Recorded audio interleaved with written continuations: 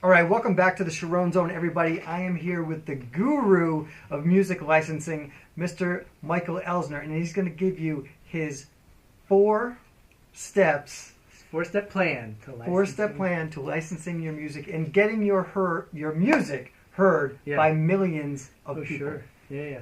Oh, yeah. So step one is very simple. It's just to build your catalog. And so while that sounds simple, the reality is that every successful musician, whether it be from Billy Joel to Taylor Swift to Elvis Presley to the Beatles, you name it, they didn't build their career on one song. Okay, they're not one-hit wonders. They've built their career on a catalog of songs. So if you're just hoping to get one song placed, that's great. You're going to get a little bit of money, and then you're going to blow through it, and life's going to go back to normal. That's never the goal. The goal is consistent placements, and the only way that you have consistent placements or consistent success, like anything in music, is you have to build your catalog. So write the music that you're passionate about writing. Don't put any weird, restrictions on yourself. Don't think you have to write in a certain style or whatever. Just write music that you are passionate about. When you write music that you're passionate about, that's going to come across even more. It's going to have more emotional integrity when it's married to picture. All right, so very simple synopsis of step one. Step two is what I call creating valuable content. And creating valuable content is simply taking the songs that you've created, like say, for example, you have one song. Okay, let's say, for example, it's just a vocal song. And let's say that song has drums, bass, electric guitar, piano, acoustic guitar, and maybe some strings in it, and of course vocals. The very first thing you're going to want to do is you're going to want to also create an instrumental mix, so you mute the vocals. Mm-hmm. Then you could probably even create an acoustic mix if you just if you mute the orchestra and the electric guitar, and if you just have it basically, if you have vocals, piano, and acoustic guitar, okay, that'd be your acoustic mix. You could do a stripped down mix where you mute the electric guitar, you mute the say you have strings and whatnot, so it's just drums, bass, acoustic guitar, piano, and vocals. That could become your stripped down mix. So you see, just right now you have four pieces of audio that you can deliver: the full mix, the instrumental, the acoustic mix, and the stripped down mix. You can keep going even further, but let's say you have a 10-song CD. That immediately turns your 10-song CD into 40 songs, yeah. 40 pieces of licensable content.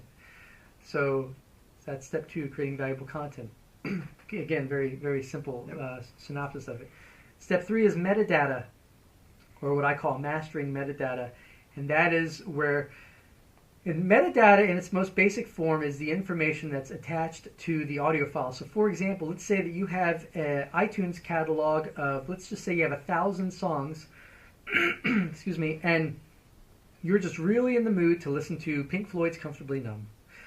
What you can do is you can open up your iTunes catalog, you can start scrolling down to the P's.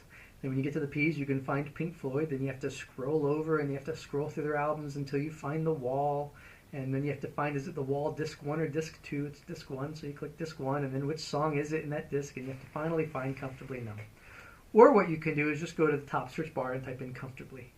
And every song that's titled Comfortably in your catalog will show up. Probably Comfortably Numb will be one of them, maybe the only one. And then that's how you listen to it quickly. Well, that's metadata in its most basic form. You're typing in a word, and we do this on Instagram and YouTube and all that. When you type in the hashtags, that's basically metadata. It's similar to YouTube where you're tagging. Yeah, it allows you to search for things. But metadata is much more involved than the title of the song. Okay, this is where you get into very descriptive keywords, moods, instruments, featured instruments, who the composers are, who the publishers are, how to contact them.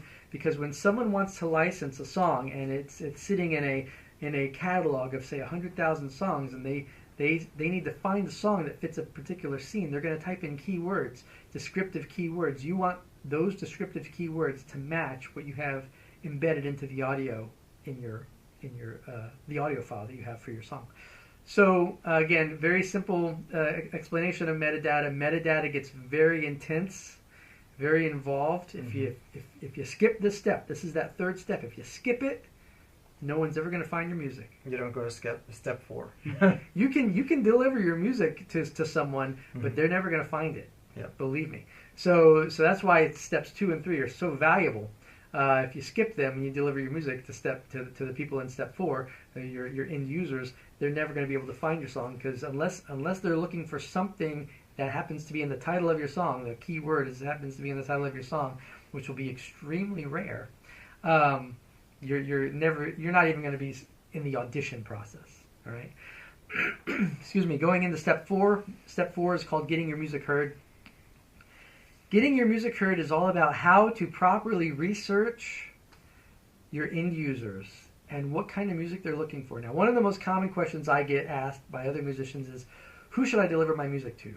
And that's like me asking you, who should I date? Or who should I marry? Or something. Or what kind of car should I buy? This, but I already have. Yeah. So I have this so beautiful snitch.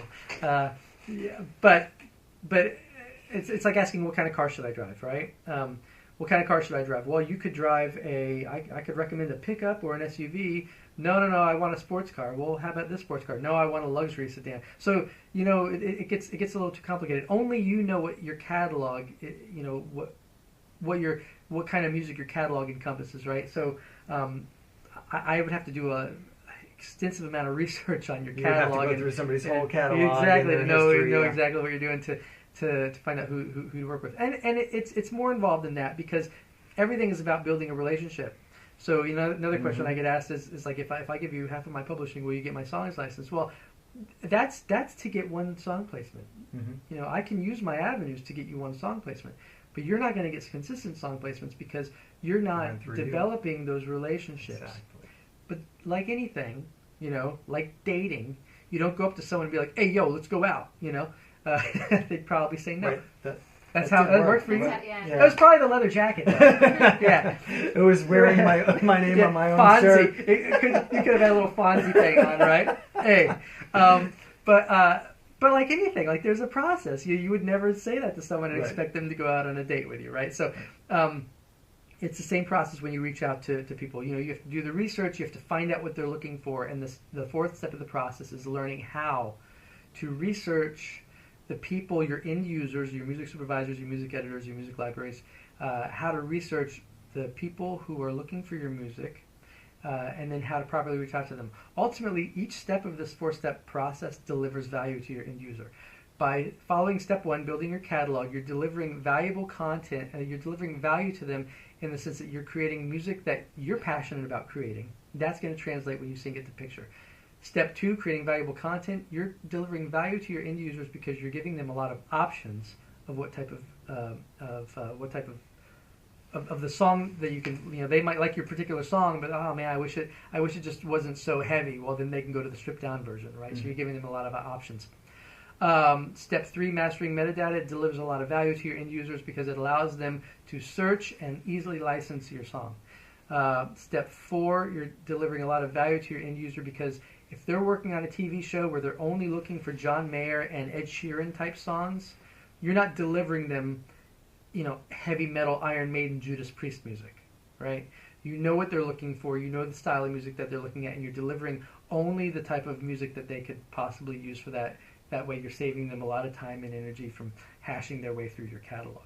So all 4 steps of the process deliver immense value to your end user. And when you deliver value to your end user, you're being a service to them. And then when they license your music, that delivers a lot of value back to you. And that's basically the synopsis of it. Amen, Mr. Michael Elsner. And you can get his free ebook that goes into some more depth with these 4 steps. And we'll put a link in both the YouTube channel and on the iTunes podcast. But you might as well just give it to him here as well. Yeah, it's just mastermusiclicensing.com. And on the front page, there's a little red box that says download the free ebook, and just download it. Go get it. Thank you, Mr. Elsner. We Thanks, really Tim. appreciate you being on here and sharing your wisdom with us. And everybody go get that free ebook.